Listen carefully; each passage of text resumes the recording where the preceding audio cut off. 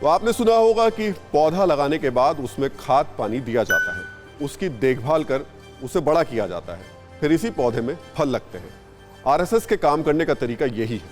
संघ की मेहनत ने बंगाल में रातों रात चमत्कार नहीं किया। आरएसएस ने 2011 के बाद बंगाल में मौजूदगी दर्ज कराने का सिलसिला शुरू किया। फिर संघ के आधार पर 2017 से सियासी तैयारी शुरू हुई, जिसका ट्रेलर 2019 का लोकसभा चुनाव है, जिसमें बीजेपी ने 18 सीटें जीती। इस तरह संघ आगे की सोचता है, इसीलिए उसने 2024 के लोकसभा चुनाव के लिए बीजेपी की जमीन तैयार करने की प्रक्रिया शुरू कर दी है। कैसे, आपको बताते हैं।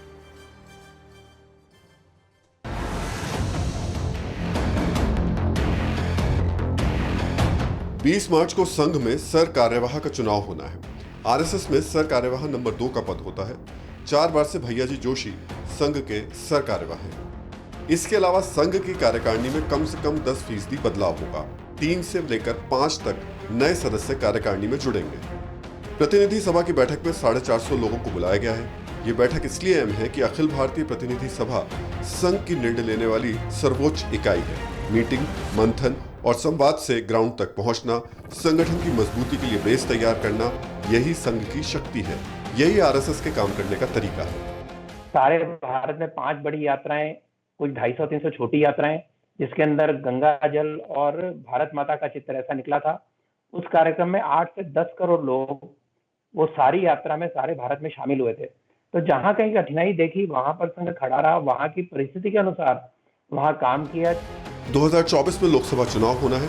2025 में आरएसएस के 100 साल पूरे हो रहे हैं। ऐसे में सवाल यह है कि क्या संघ अभी से ही बीजेपी के लिए जमीन तैयार करने की कोशिशों में जुट गया है। संघ की बैठक में अगले 3 वर्ष की प्लानिंग होगी। पिछले 3 साल के संघ के टास्क का रिव्यू होगा। भविष्य में संगठन का विस्तार किन किन क्षेत्रों में किया जा सकता है, इस पर मंथन होगा। आप ऐसा काम करो कि हम आपके ऊपर समाज गर्व करे जहां आप रहते हो, हम गर्व करें कि हिंदू बाहर जाके कैसे काम करते हैं, और हम ऐसा काम आप यहाँ पर खड़ा करेंगे कि आपको लगेगा हमारा भारत के साथ में गहरा संबंध है, आपको गर्व हो कि आप भारतीय हैं। तो इस भाव से काम करते हैं और भारत की सही छवि प्रकट हो, भारत के सही तरीके से विचार पहुंचे, ये उनका काम है और वो करते हैं। संघ एक ऐसा संगठन है जो साल में 365 दिन एक्टिव रहता है। गांव और गलियों से आरएसएस बदलाव की बुनियाद रखता है।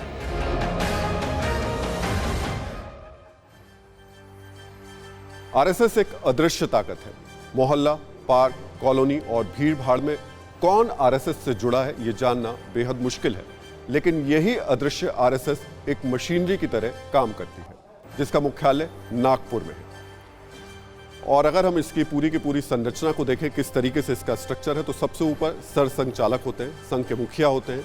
उनके नीचे सर कार्यवाह, उनके बाद सह सर कार्यवाह, उनके बाद अखिल भारतीय प्रमुख, क्षेत्रीय प्रचारक, प्रांत प्रचारक, सह प्रांत प्रचारक, महानगर कार्यवाह, महानगर सह कार्यवाह, नगर कार्यवाह और उसके बाद में शाखा प्रमुख। ये पूरा का पूरा ये स्ट्रक्चर है। प्रधानमंत्री नरेंद्र मोदी आरएसएस के प्रचारक रहे हैं। आरएसएस और प्रधानमंत्री मोदी का रिश्ता कितना गहरा है, आइए आपको बताते हैं। तो साल 1971 में आरएसएस के प्रचारक रहे वो।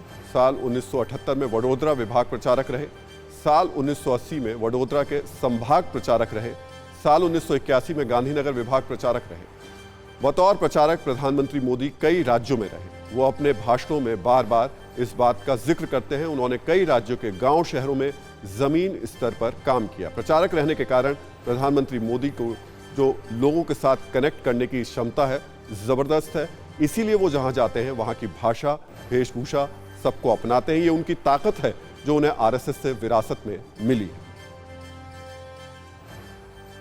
तो एक तरफ बीजेपी बंगाल में चुनाव प्रबंधन में जुटी है, आरएसएस की तैयार जमीन पर केसरिया झंडा बुलंद हो रहा है। दूसरी तरफ राहुल गांधी आरोप लगा रहे हैं कि आरएसएस देश को कंट्रोल कर रहा है। आखिर राहुल गांधी आरएसएस के कामकाज पर सवाल क्यों उठा रहे हैं, ये जानेंगे। लेकिन पहले राहुल गांधी का ये बयान सुनिए। एक शक्ति नागपुर में जो पैदा हुई, वो पूरे हिंदुस्तान को कंट्रोल करने की कोशिश कर रही है। क्यों कर रही है?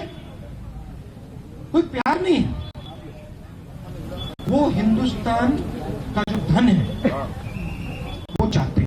RSS began the attack through their schools. So much like the radical Islamists use their madrasas in Pakistan, much like that, the RSS uses its schools to push a particular worldview. The organization that controls India today is a fascist, male chauvinist organization. Women are not even allowed into the RSS. There is a full-scale assault on secularism in this country. And the RSS and the BJP are leading that assault. तो सत्ता के लिए बंद दरवाजों के भीतर बेमेल शादियां भी होती हैं, लेकिन बंद दरवाजों के बाहर सियासत का खेल भी अलग होता है। इतिहास बताता है कि सत्ता और संघ के रिश्ते 36 के रहे हैं। आइए जानते हैं आखिर कब कब सरकार ने संघ पर प्रतिबंध लगाया। जी हां, संघ पर प्रतिबंध भी लग चुके हैं और प्रतिबंध किस वजह से लगे और कब लगे ये भी समझिए। 4 फरवरी 1948 को पहली बार लगा बैन, और ये बैन जो संघ पर लगा था वो 18 महीने तक रहा था। लेकिन इसके बाद भी दूसरी बार बैन लगाया गया 1975 में। 1977 में जनता पार्टी ने यह बैन हटाया था, और तीसरी बार जो बैन लगा था वो 1992 में लगा था, जब 6 महीने के बाद इस बैन को हटाया गया था। तो ये 3 बार बैन लग चुके हैं अब तक।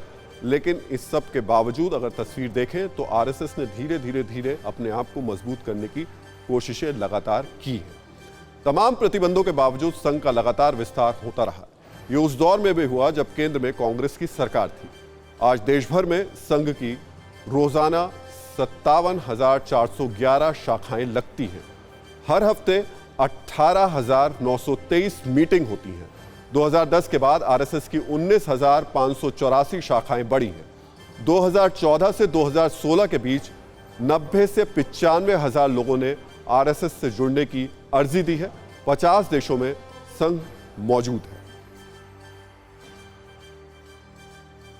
तो आरएसएस से जुड़े संगठन भारतीय मजदूर संघ, कई संगठन है। अगर आप देखेंगे आरएसएस ने अपनी शाखाएं अलग अलग तरीके से बढ़ाई हैं। भारतीय मजदूर संघ, भारतीय किसान संघ, विश्व हिंदू परिषद, इसके अलावा अखिल भारतीय विद्यार्थी परिषद, वनवासी कल्याण आश्रम, बहुत सारे इस तरीके के संगठन हैं जो संघ के साथ जुड़े हुए हैं। राष्ट्रीय सेवा भारती, स्वदेशी जागरण मंच, सरस्वती शिशु मंदिर समेत तमाम ऐसे कई संगठन हैं जो कि इस वक्त वहां पर काम कर रहे हैं।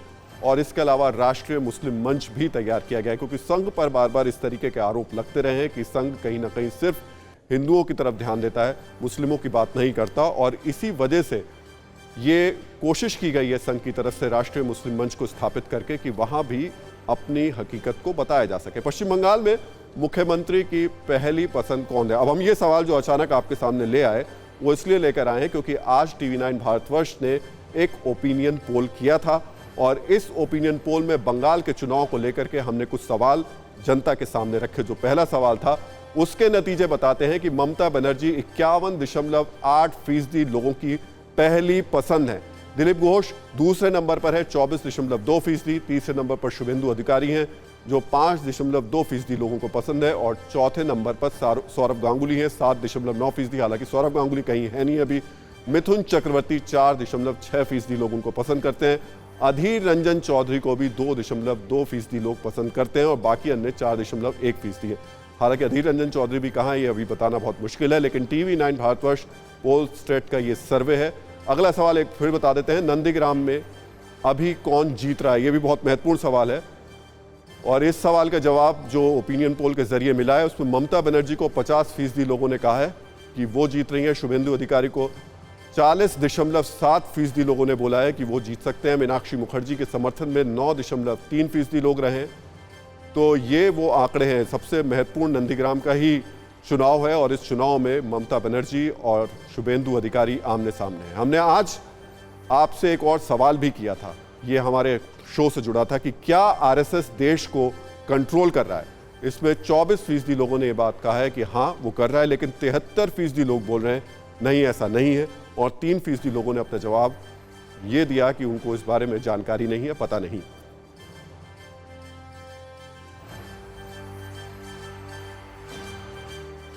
तो सत्ता में इतना ही। न्यूज़ टॉप 9 रोज सुबह 7 बजे और शाम 7 बजे सिर्फ TV9 भारतवर्ष पर।